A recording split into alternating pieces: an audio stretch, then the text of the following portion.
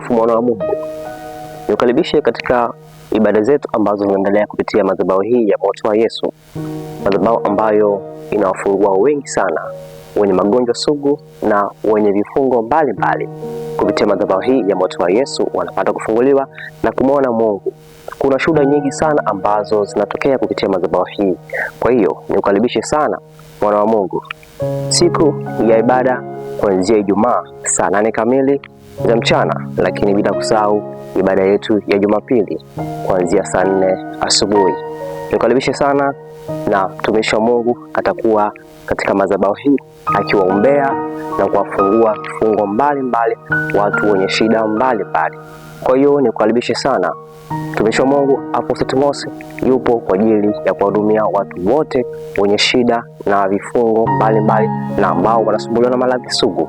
Basi nikukaribishe sana mtumishi wa Mungu, afika mapema na kukutana na mtu mmoja mmoja kwa ajili ya kuombea na kuwasikiliza na vile kutoa ushauri wa kila mtu ambaye anakanyaga katika madhabahu hii. Lakini kama upo mbali, basi haujapitwa.